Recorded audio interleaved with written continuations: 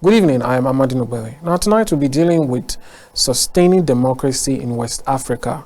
We'll be taking a look at recent issues that shine a light on the need for democracy to continue in spite of the military taking over, particularly in some neighboring states.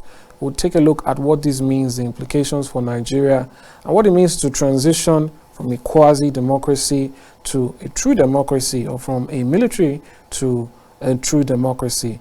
This dominates the conversation tonight, as I am joined by legal advisor to the Save Democracy Group in West Africa, talking about Barrister Victor Opatola. He joins me now to do justice to the issue.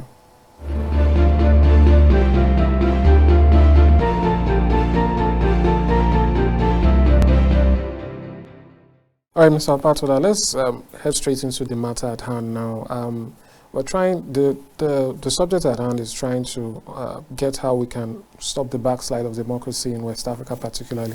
So before we talk about the different ways in which this, what would I say, appears, let's start with the most obvious, the most confrontational aspect of it, which is where in some West African countries we see that the military completely takes over and basically says we're not doing democracy anymore. So what's your take on the ones we've seen recently, and why you think in any case it's this began to resurface, so to speak, because it was believed that after a certain time we had moved past that, everyone was embracing democracy in one form or another. So what was your take on how we got to where we are in some West African states? Okay, thank you. For the states that have embraced military rule, it is multifaceted. It is not basically due to one thing. For instance, let's take Mali, Burkina Faso, and the other one, into consideration. You look at the issues surrounding them. First of all, they believe that the form of democracy being practiced is not serving the people. Mm-hmm. They believe that the colonial imperialism practiced by the former democratic governance in line with France is not serving the people. So all these things, and especially the terrorism, and when we're talking about the terrorism, it's also in line with the mineral resources being mined in that region. So all these things boils together to the reason why they felt or perceived that the form of democracy being practiced was not serving the people. And now, a lot of persons have come up with various issues, various arguments in regards to the assumption that the fact that a lot of countries, some countries, are retrogressing back into military rule, it means that democracy is failing or has failed in that region. I would like to state that it does not necessarily mean a sentence against democracy. What it should portray, or we should dissect it clinically to understand that first of all, is democracy truly practiced? Real form of democracy, was it practiced in those regions before the military rule? When we say democracy, what do we mean by democracy? Democracy is one, but the practice of democracy can be multifaceted. Democracy is something that can be influenced by the culture, by the belief of the people in that particular region. For instance, the democracy in Nigeria, it can be made to suit the sentiment, the culture, the belief of the people in Nigeria. So far, the core principle and tenet of democracy are observed. So for example, what are the example of core principle and tenet of democracy? That's the representational aspect of democracy, the voting, that everybody, pegging it to 18 thereabouts should be able to vote and exercise their franchise and determine those who lead them. Those are examples of the core principles of democracy. but the other surrounding aspect of democracy, for instance, whether it is political office holders will be voted every 6 years or 7 years or 10 years, the structure of the democracy, that's now, I will now talk about the federalism involved. So all these things are factors that determines how democracy is practiced. And if democracy is truly practiced, like I said earlier on, the fact that military rule is coming up in various West African states or African states, as the case may be, is not a sentence against democracy. What it shows are two things. First, it shows that ab initio, democracy was not truly practiced. Before we're able to sentence or say that democracy has failed in those regions, we must first interrogate whether democracy was truly practiced to begin with. That will be a ground to now determine whether democracy has failed or it has not failed. Right. So what do you say to people who have the opinion that, well, if what we currently have is not democracy, why should we turn away from military, that they are more disciplined, they would turn their affairs, make the affairs of the country in order? How do you explain to such a person that the true democracy is the best option? And, how does one transition from a pseudo-democracy, or I think some call it quasi-democracy, to an actual democracy, rather than moving from that to military? Good. Now, when we are talking about democracy, what are those things that make democracy function? One of those things that make democracy function are the institutions. For instance, we talk about free and fair elections. There must be institutions that establish free and fair elections. We talk about representative government. There must be institutions that ensures representative government. So when we're talking about democracy is not an abstract concept.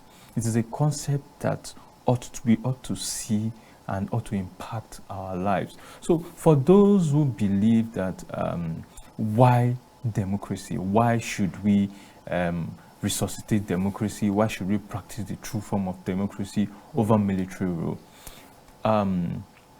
Antecedent has shown, history has shown that democracy is one of the best form of government. And I'm not being hollow in saying this.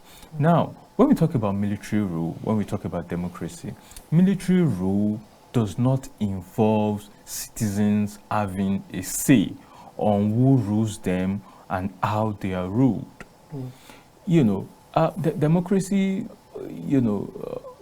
is basically, a form of determining who gets what, when, and how.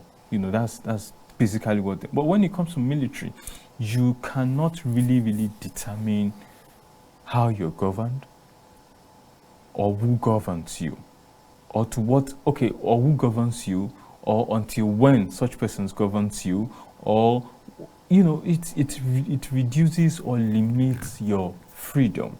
It limits your say.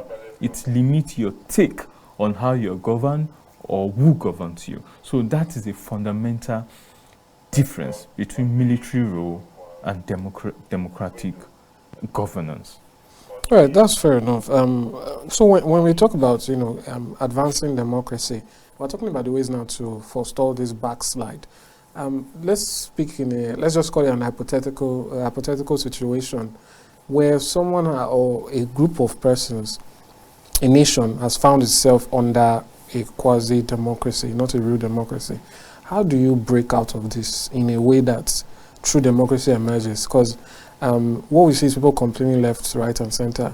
Particularly in this last election, there's a demography of people who say, I was so excited to go out and vote. I wanted to make my difference. And they seem dejected, and they even make very final claims. I will not vote again. I will not. The other day, just some days ago, during the by-election and rerun election, someone attempted to move when there was restriction of movement. And when it was restricted, he said, just do what you want. We don't care. Let me pass. You know, he's someone who should have been out voting. He just wanted to go about his day. So, you know, what is the way really? Because the main essence of this is to find out how we can stop or limit or reduce or end the backslide of democracy.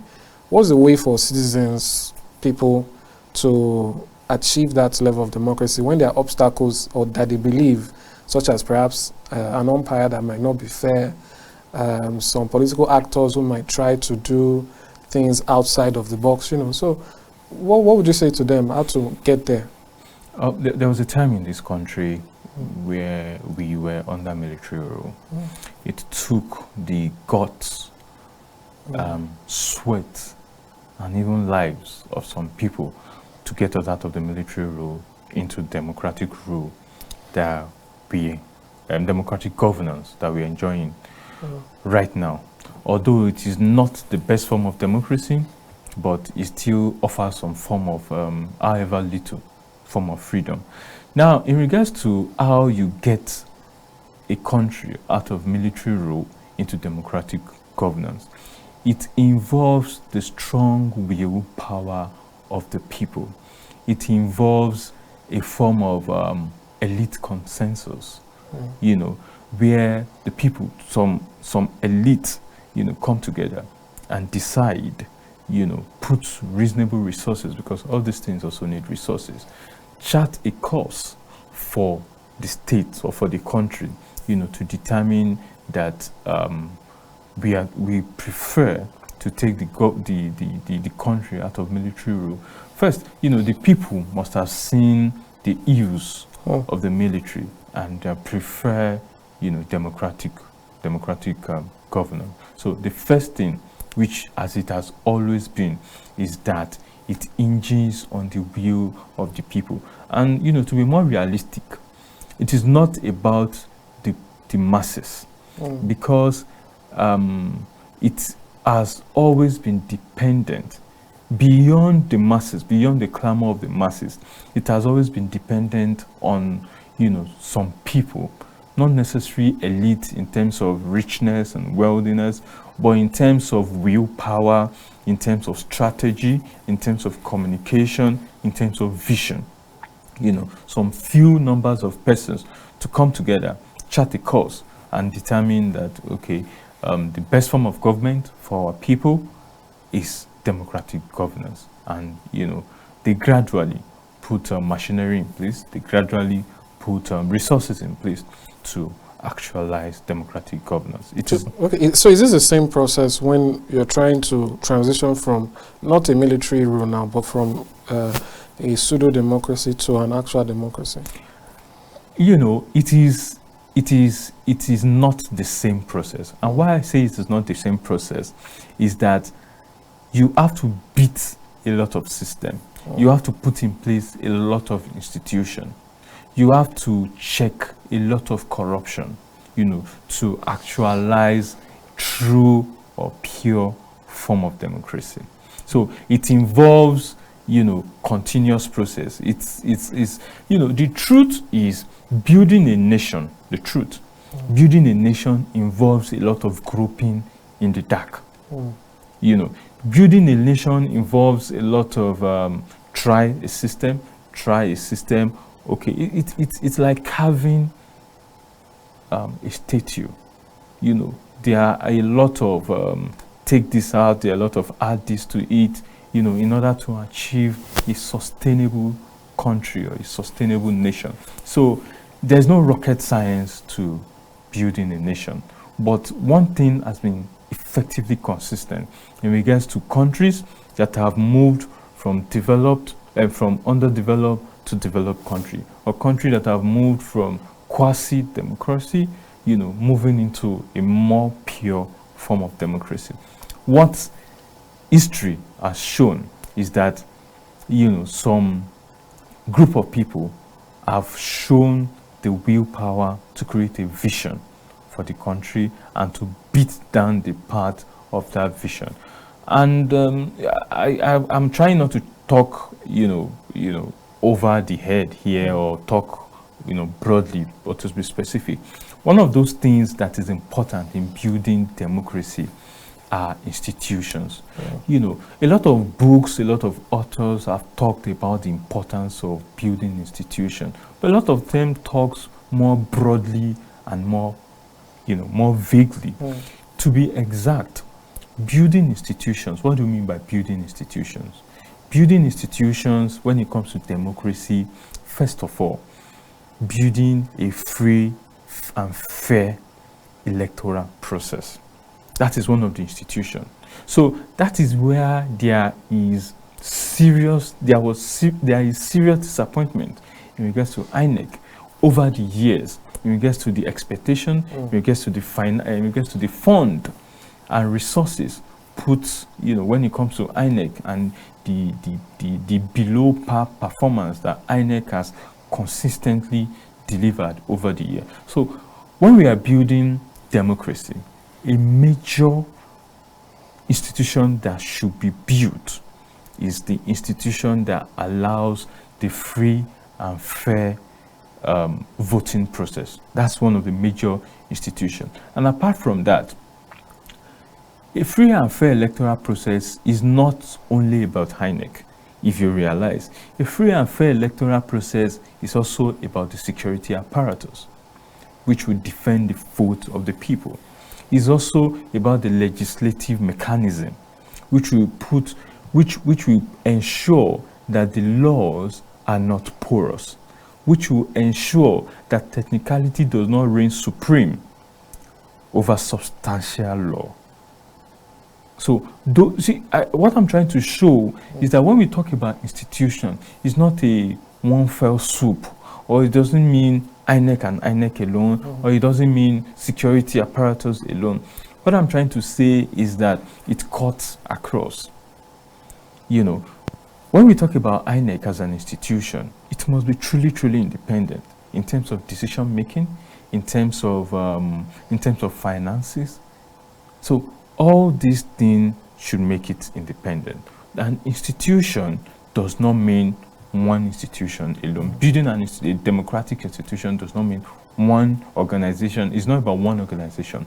It's about building institution in such a way to protect free and fair election. So moving away from free and fair election, we have to talk about governance too. When people have gotten into power, what are the check and accountability mechanisms? For instance, now, when a governor gets into power, what are the system, what are the institutions that checks the governor? What are the institutions that makes the governor accountable to the system? Don't let's forget that we talked about democracy. Why democracy reigns supreme over military rule is the fact that it allows people to determine who governs them and how they are governed. So the importance of institution here is that when, for instance, a governor, comes into power, what are those institutions that will check the governor?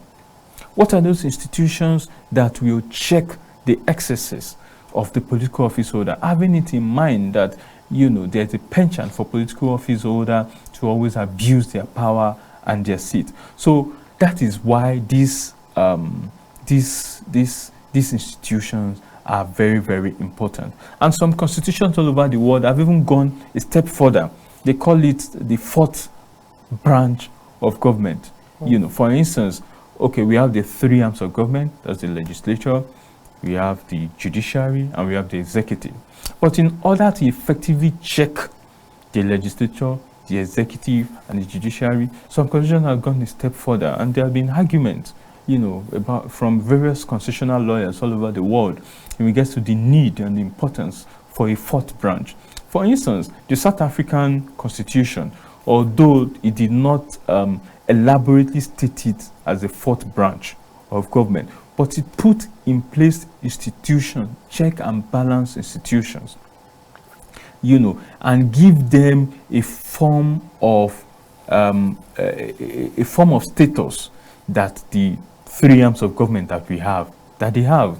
For instance, now, there are, for instance, the Auditor General of the country, you know, it has been argued that is supposed to have a semblance of the fourth branch of the so the kind of power the legislators have, the Auditor General is supposed to have it. The kind of powers, the kind of powers the legislator have, the INEC as a whole is supposed to have it.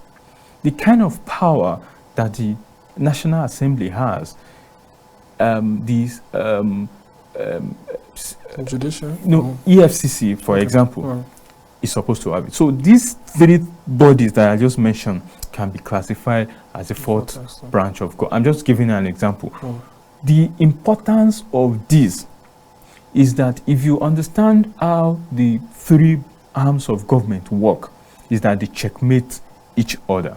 You know, the executive cannot really dictate for the legislature. The legislature cannot truly dictate for the executive, but in a way, they dictate for themselves and also check themselves. So if we have a branch aimed solely and only for the purpose of checkmating excesses in governance, excesses in government, excesses in institution, it will further help and aid, you know, the true and pure practice of democracy, and it will help the citizen to determine how they are better governed. For instance, the office of the Auditor General in the country, the federal and the state, it involves that it audits the account of various parastatals.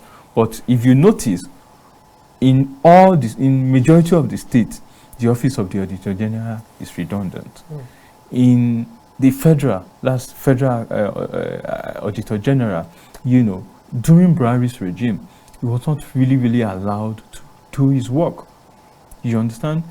Auditing is a form of checking financial malpractice in the system, but the kind of system we run does not allow those kind of things to work.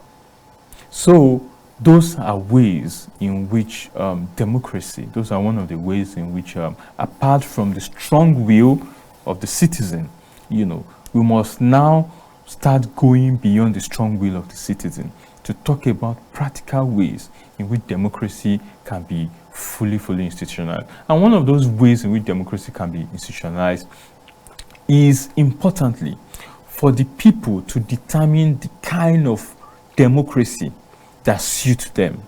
The era of propagation of democracy, Western democracy, cut and join Western democracy, is long gone. Nigeria has come of age enough. Countries of the world, in Africa, in West Africa, has come of age to determine, to formulate an effective form of democracy that better suits them, their mentality, their orientation, their cultural practices. What could that mean in the Nigerian context? Okay, what it means in the Nigerian context is historically looking at our cultural affinities. How can we tweak the democracy that we have now to make it so suitable, to make it amenable for our system? Now, what am I saying? We have a multicultural system in Nigeria, numerous cultures. We have to be rigorous enough to determine how can we make this democracy to suit our multicultural nature. Now we have problem of corruption and financial misappropriation. How can we strengthen our democracy to ensure that, you know, the current rate of corruption in governance that we have right now is no longer in place? Because the democracy that we took, hook, line, and sinker, from Europe and Western democracy, we did not take it with their institution. So where the democracy that we took is lacking, in Europe and America, there are institutions in place that even if a governor decides to steal, even if a president decides to go out of line, there are institutions in place that will put that president in line. What it means is that the democracy we took from Europe and America, and we practice from that we take from Europe and America, where it is lacking, there are institutions put in place to bridge the gap. But here in this country, we took that kind of democracy, we start practicing it, and we have not been able to build institutions to bridge the gap of where the democratic practice is lacking. One of the ways in which you can do that, because I like talking practically, is, one of the ways to practice democracy, interesting, is through true federalism. Now, I understand that there have been a lot of obscurantism around federalism in Nigeria. There have been, many people have been throwing around the word federalism to mean various things. But to be particular, what I mean by federalism, and I'll give an example. I'm a lawyer, so I'll give an example of the legal system of federalism. Federalism in the legal system involves that a state should have its own system of court. For instance, if a case of customary case is being determined in, say, Akwa Ibom State, now tell me, the customary case will rise from the state, customary court, court of appeal, it will rise to Supreme Court. That's the way. Now tell me, how will the Supreme Court be able to effectively appreciate the custom and practices of people in Akwa Ibom? That's as the penultimate court of the land that will decide finally. How will it be able to effectively appreciate the custom and practices of people of Akwa Ibom? So federalism involves that all these things are broken down. I'm just giving an example of the need for federalism when it comes to legal practice, to the judicial system. That there is no need for customary case to come to Abuja, where there can be probably a court of appeal, where it will be the final, or a Supreme Court of Akwa Ibom State, where matters of customary law will be fully determined and extinguished. That's a form of federalism. Now, another form of federalism is, to effectively devolve necessary powers to the state. That's another form of federalism. So these are ways in which, the important thing about democracy is impact and decision. For the people to feel the impact and for the people to be able to decide, that is one of the most important aspects of democracy. So until we practice it in such a way that somebody down in Enugu State, in one of the very rural part of Enugu State, will be able to effectively feel the true impact of democracy, then we have not started practicing democracy. Whatever it is we are practicing is